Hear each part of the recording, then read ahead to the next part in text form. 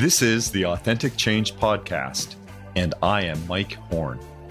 Authenticity reflects what we want from each other and our organizations: open communication, trust, community, fun, and opportunity. I want to help you to do your best in your personal and professional relationships. This podcast delivers expertise, insights, and approaches on authentic leadership, to live your purpose, to lead from your values, to establish connected relationships, to steward people and culture change, to build and sustain prosperity, and to open doors and possibilities. This podcast will assist you in paving the way forward to personal, team, and organizational prosperity. Welcome to the Authentic Change Podcast. I am delighted today to have as a guest Alain Hunkins, who is a person that I've wanted to interview and discuss authenticity and integrity with for some time. He's a colleague who helps high-achieving people become high-achieving leaders. And there's a worthy pursuit in that for everyone who is leading authentically today and aspiring to lead authentically. What really jazzed me about the opportunity to interview Alain today was cracking the leadership code. There are wonderful examples and illustrations throughout the book of folks who are leading with authenticity, who are opening trust, communicating openly and effectively. And just before I go on more about Alain, please welcome and just say a little bit about yourself. Oh, thanks so much for having me on your show, Mike. I'm just really so excited for our conversation. So yeah, you've touched on it. I am passionate about helping people become better leaders. And I should do a little level setting. When I say leadership, what do I mean?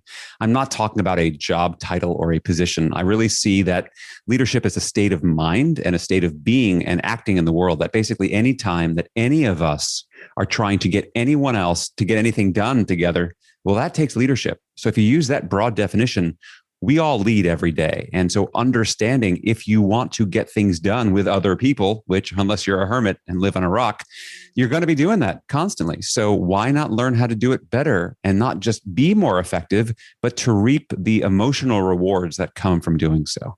That's inspirational to me. And just to let all of our audience know is that Alain is a pro at this. He's trained over 2,000 groups of leaders in over 25 countries. He's worked for all of the household names, so some of which I write about in Integrity by Design: Walmart, Pfizer, Citigroup, General Electric, IBM, General Motors, Microsoft. It's an amazing list, a roster of folks that Alain is able to develop and to grow and help them on their pathway to leadership. And he keeps good company. I just, as I look at my copy of Cracking the Leadership Code, which I think should be on every of our listeners' reading list for this year, he keeps good company with Jim Kouzes, Barry Posner, Marshall Goldsmith. And Alain has also been educating and leading folks through corporate education, and has writing featured in Fast Company, Forbes, Chief Executive, Chief Learning Officer, and Business Insider. But let's get to the content of our guests' work and relationship to authenticity and leadership. And Alain, I'm wondering if you could describe, from your experience, one or two examples of those who lead with authenticity, who work with trust and communication, and who realize that people can achieve great results when they feel embraced by their leader and are working with his or her influence. So I'll share an example, and it's certainly not a household name. It's someone that I worked with.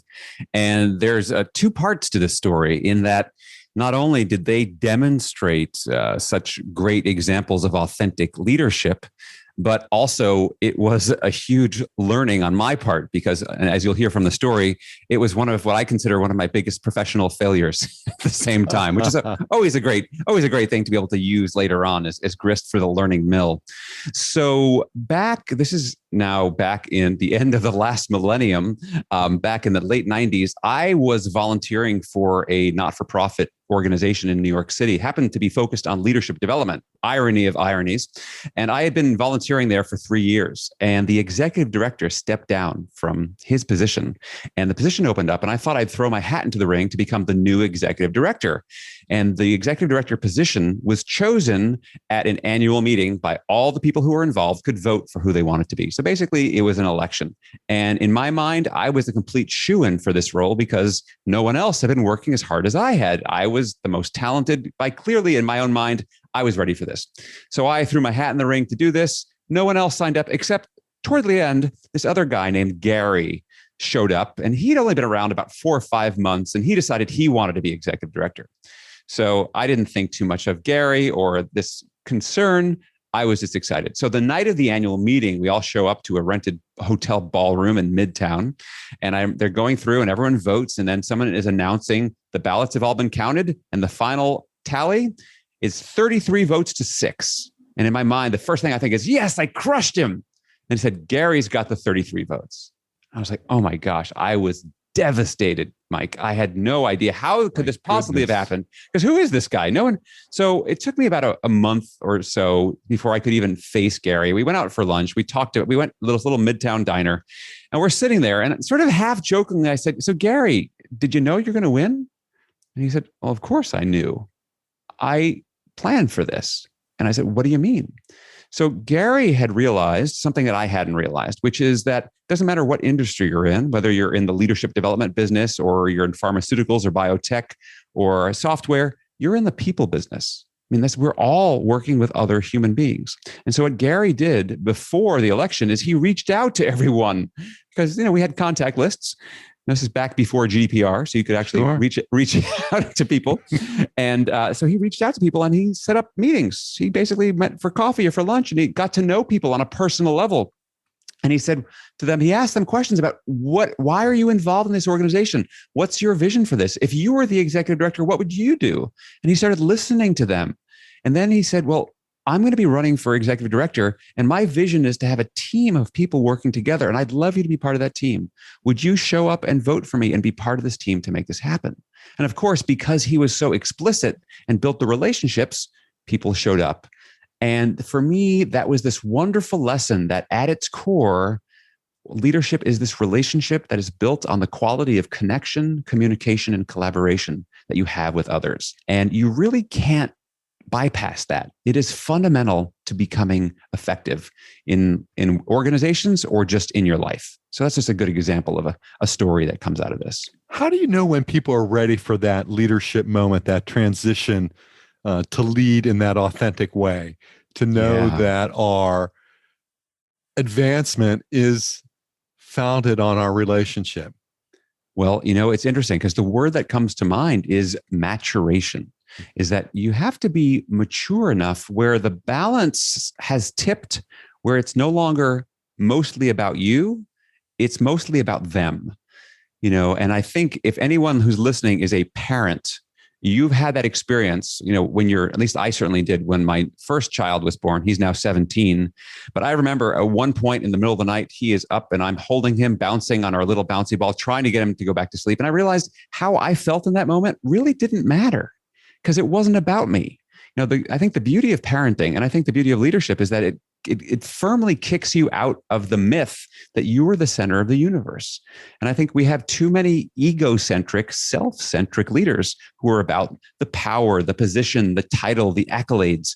And so I think the shift comes, Mike, when you are willing to be humble enough to tune the volume knob down on yourself and turn it up and be focused on serving others. Because let's face it, if the people that you are serving as a leader, if they succeed, well, don't you succeed? Because that is the measure of success, is when those that we lead are successful.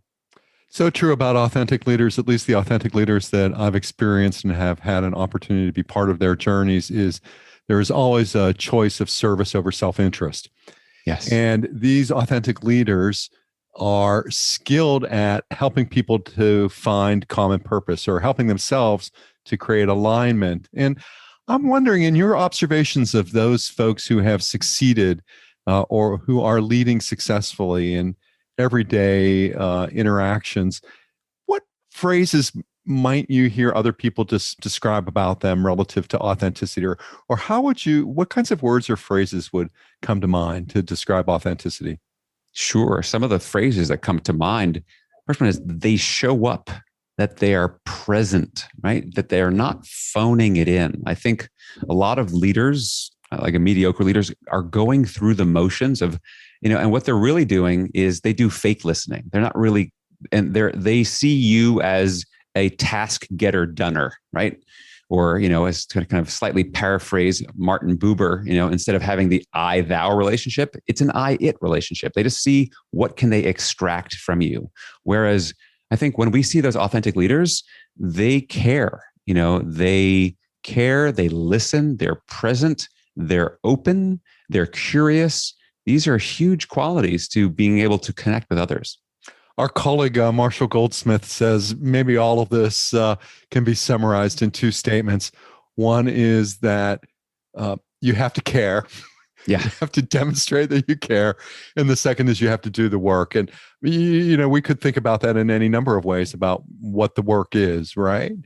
But I think in many ways, I think it's an easy approach. I also am reminded, because in Integrity by Design, I referenced these observations that Carl Jung made. And one was that you are what you do, not what you say you'll do. Yeah. And the second observation that Jung made was that the greatest gift, and I'm going to paraphrase this, of a lifetime is to become the person you are. Yeah. And you can't make any progress, as the third observation he made, unless you can accept where you are today.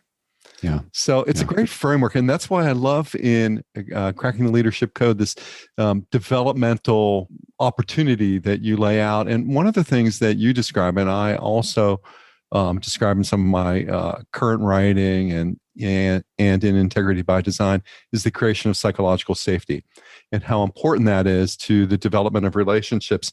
I'm wondering if you could expand on that just for our audience, Alain. Yeah, sure. So it's interesting because we think about psychological safety, and just before I get there, I mean, so much of what you just said, and I love those Jung quotes too, is has to do with what is considered the baseline competency of emotional intelligence, which is this self-awareness.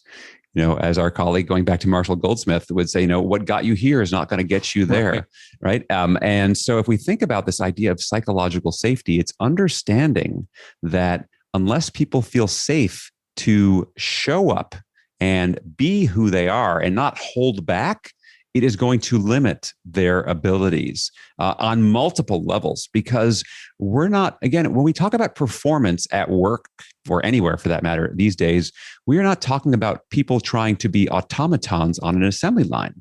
And we live in this digital knowledge work age where we need people to clarify the problem at hand, generate ideas around that problem, figure out solutions, and then implement them. That is creative problem solving, and everyone's having to do it, because if you haven't done, if what you're doing can be replicated by an algorithm or a computer software program, it has been. So what's left for us humans is being knowledge workers and being these creatives, all of us to some level.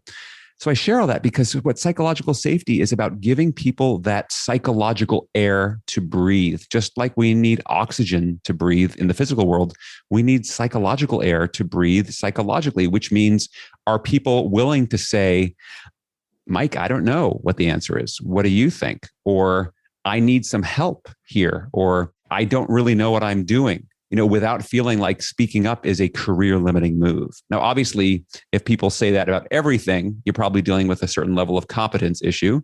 But if people don't feel like they can say it at all, you're probably dealing with a psychological safety issue. And so one of the things that any of the listeners can do is, as you're having, particularly with team meetings, making sure that everyone has approximately equal amounts of airtime. So it's very common in a lot of teams that, a couple of people might be dominating the conversation and everyone else is holding back. Well, what are you doing actively? You talk about leaders doing the work. What are you doing to do the work to make sure that those people are being heard from, that their contributions are being valued? For example, if you are asking a very complicated question in the moment, knowing that not everyone is a spontaneous processor. So for those people, maybe that question needs to be sent out in advance so they have some time to think about what they think before they present it. Otherwise, they're being short-circuited for their own preferences and learning style. So there's a lot of different pieces to psychological safety, but I think it starts with the awareness that leaders need to have to recognize that it's there. And what great leaders are doing, they're creating psychological safety environments by design.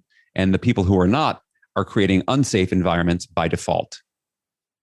Yes. And with this self-awareness comes a responsibility to use your agency.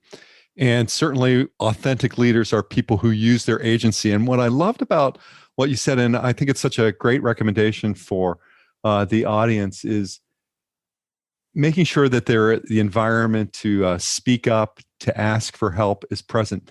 Because for me, what that does, at least in authentic leadership terms, is it operates out of a set of humanistic values, which I think underlie most of this work. It's about respect for the individual.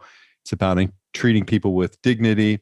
It's about building diverse ideas and diverse people around you so that you can grow inclusion all around you, which I think, I mean, the research is clear, which produces better results all around. Yeah.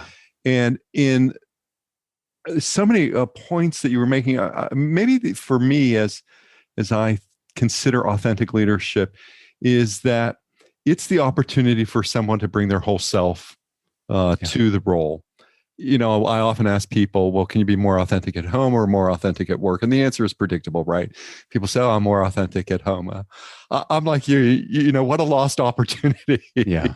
And I think, I've heard you describe that lost opportunity since you invest so much time in the world of work. So just in maybe 3 or 4 points or illustrations or comments, Alain, could you point to the successes that people who are able to crack the leadership code and follow? I mean, what do they achieve? What do they achieve for themselves, for their teams, for their organization? Sure.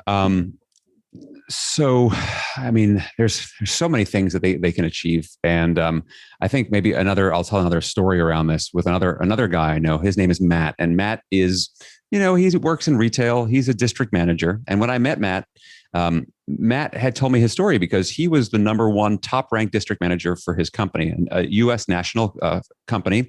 They had 100 district managers and he was ranked number 1. So I said, Matt, so have you always been such a top performer? He said, not at all. Not at all. When I started, I was like 84th on this list. I said, so what changed? Me putting on my OD consultant, investigative journalist mindset. I'm like, tell me what happened, Matt. So Matt said, when I started, I was 84th and I got promoted from being a store manager to a district manager. I thought I had arrived, and I thought I was just the cat's meow. And so I'd go around from store to store and tell people what to do. And I was going everywhere. And what they used to get, and this is not unusual to their store, but I think a lot of companies, they print out key performance indicating metrics for people. And he had this dashboard, they call it the hot list. So every morning, Matt would get his hot list printed out, looking at his stores. The first thing he'd do is look for what was in red, not measuring up. So then he'd get in his car and he'd go to the store manager and say, you got to fix this. And he kept seeing himself as this role as I'm the fixer. I have to do all this stuff.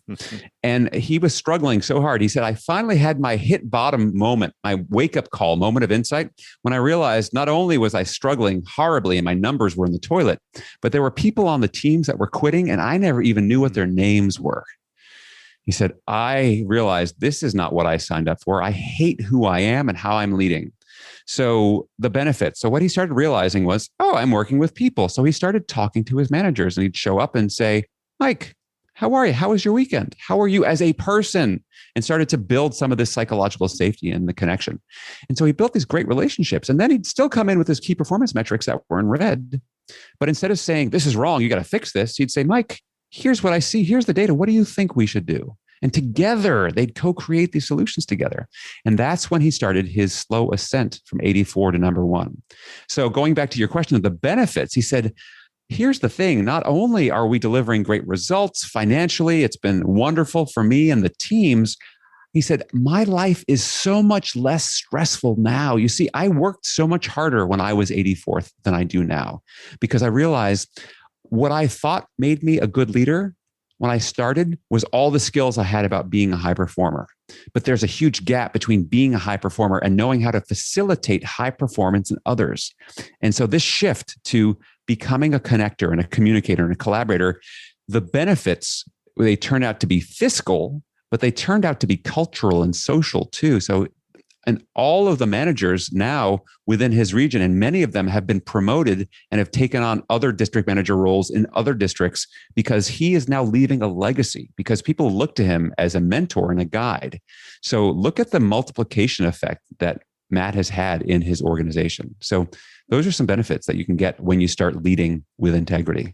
What a wonderful illustration. And I can so relate to the illustration that you provided with this manager. One of the lowest points in my career as a human resources executive, managing teams of employee relations professionals and talent acquisition professionals and total rewards professionals, was a period of time when we had a lot of turnover in one part of our organization in the leadership team.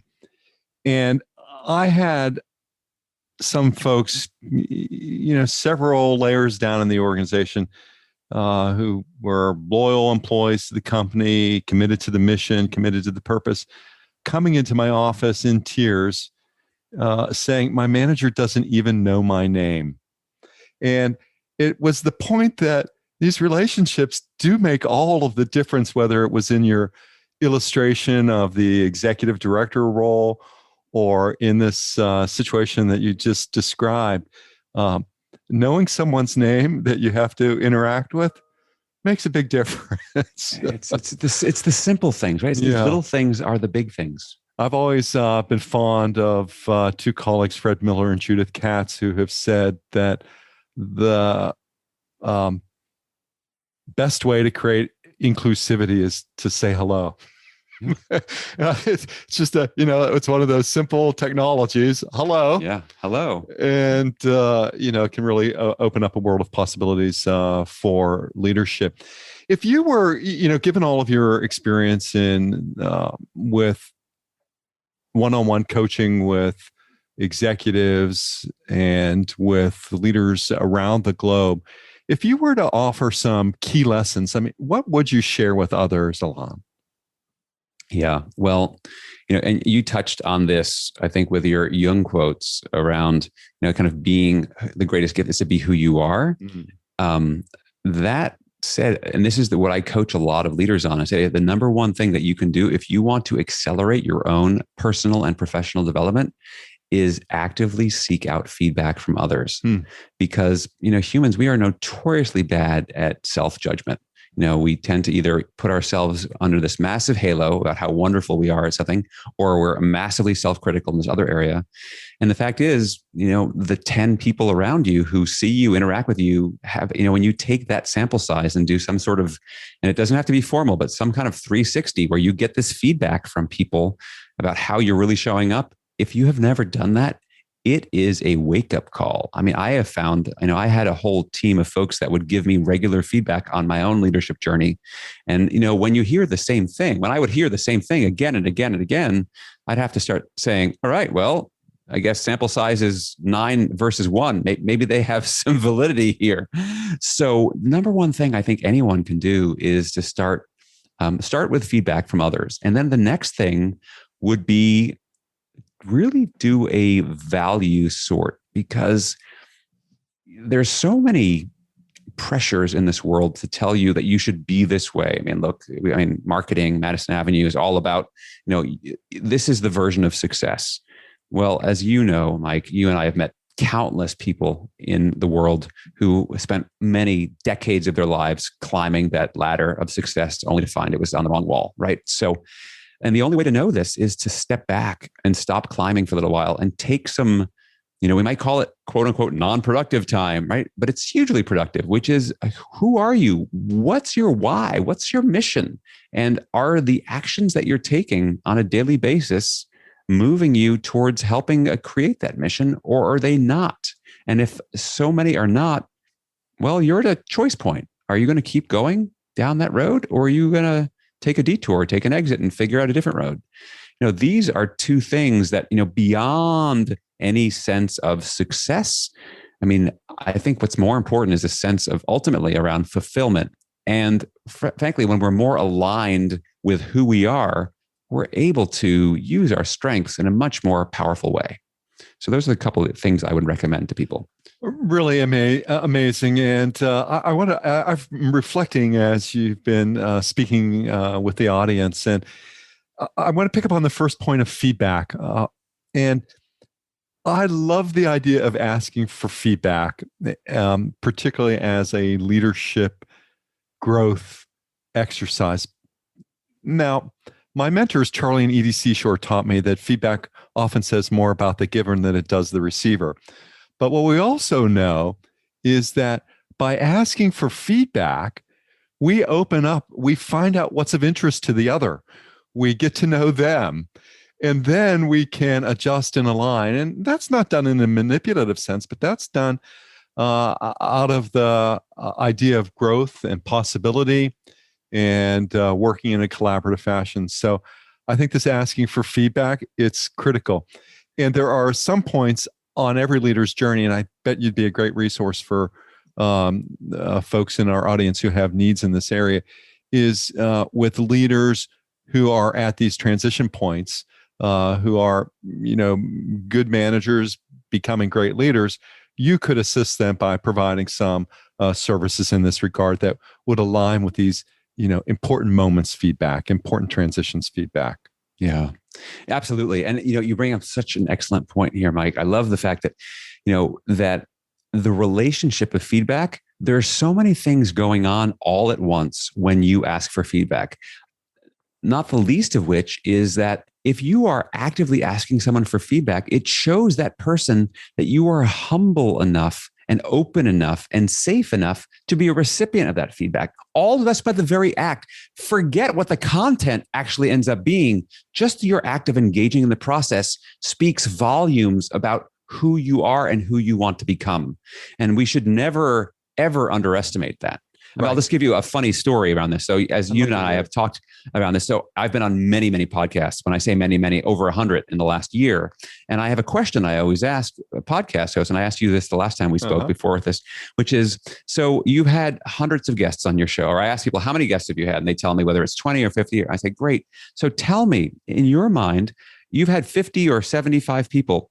And to use a baseball analogy, some of these people have been complete grand slam home runs, and other people have been like a single.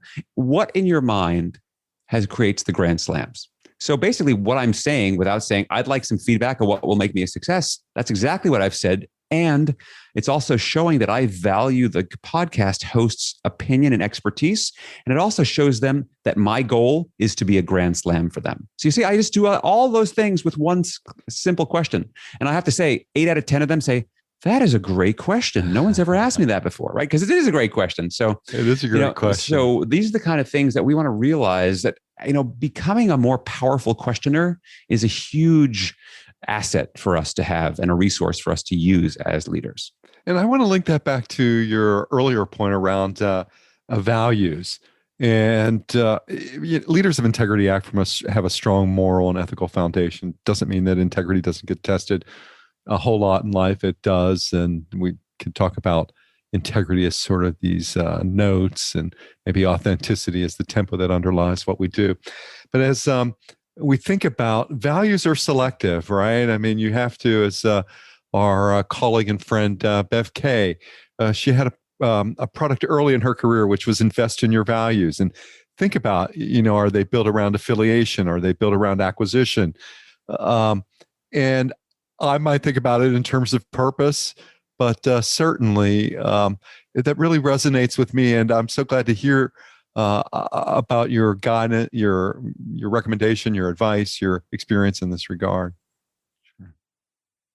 And, as we move towards the end of our podcast today with Alain Hunkins and thinking about the challenges to lead today and given the crazy last 15 months that we've had. Are there certain aspects or points that you would suggest that would help people on their leadership journeys, Alain? And then we'll start to wrap up our discussion and interview for today. Yeah, great question. Because I think, leadership has been tested. I forget, I think it was one of the Stoics said, anyone can sail the seas when the sea is calm, right? It's when the waves are rough that we're tested. And we have been tested as leaders. So I would leave us, with 3 points. And to make it really simple, here's an acronym of ABC. So the first is A is really to ask better questions. That's just like, just ask more questions, ask better questions, because you're leading from a distance, no doubt. And so let go of this idea that you need to be the know-it-all. Instead, to borrow from what Satya Nadella has been talking about with the Microsoft cultural change that he's led, is really focus on being a learn-it-all. So asking better questions. Then be exceedingly human. Okay. Look, everyone, we're living through the definition. I looked this word up in the dictionary. Trauma is defined as a deeply distressing or disturbing experience. I have yet to meet a person who has not said coronavirus qualifies. So we're living through a global trauma. And so be exceedingly, exceptionally human, leaning in. So that means asking people, hello, how are you? How are you feeling? Lean into the camera with your Zoom call. No, how are you feeling? Really, and let me tell you how I'm feeling. And, we don't have to make it all peaches and rainbows. So being exceedingly human, particularly in these times.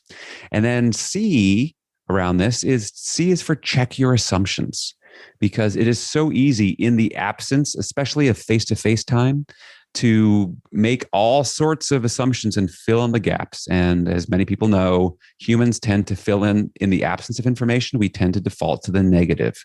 So notice that about yourself and check your assumptions and test them out. And how do you test them out? Go back to A and ask some more questions. And while you're at it, be exceptionally human as well. So it's a little cycle that keeps going. ABC, ask better questions, be more human, and check your assumptions. Ask questions, be human, check your assumptions. Those are great frameworks and blueprints for us as we move through, what will be a reentry phase for some, what will be a continuing workplace experience that changes for others. It's been such an honor for me to have Alain on our show today. And Alain, how can people get in touch with you if they'd like to be in touch with you? Absolutely. So first place to go, if you want to check out the book, it's www.crackingtheleadershipcode.com. That'll take you right to the book page. You can download the first chapter and give it a little test run, see what you think about it. I'm really proud of the work that's in there. That will take you right to my website as well, which is alainhunkins.com, ALAINHUNKINS.com, which tells you all about me, all the work that I do with individuals, teams, and organizations, helping people to become better leaders, whether that's through coaching or speaking or training or consulting, lots of different things. And since you've listened this far in, if you have any direct questions, here's my direct email, which is simple. It's Alain, ALAIN, at alainhunkins.com. And also feel free to connect with me on LinkedIn. I share a lot of content with my followers, and it is my social platform of choice. So thanks for listening today. Well, Alain, thank you so much for being a guest on Authentic Change. And you've been terrific. You're a great resource to our listeners. And I'd encourage listeners who are exploring their leadership development journeys and improving their leadership development journeys in their organizations to be in touch with Alain as an excellent resource to assist you. So again, thank you so much, and look forward to being with you on our next episode of Authentic Change. Thanks. Thanks for listening. And I hope you'll subscribe today and tell a friend about our show. If you're looking for hands-on help to increase your success through authentic change, or have a question you'd like to hear me answer here, please email me at mike@mike-horne.com.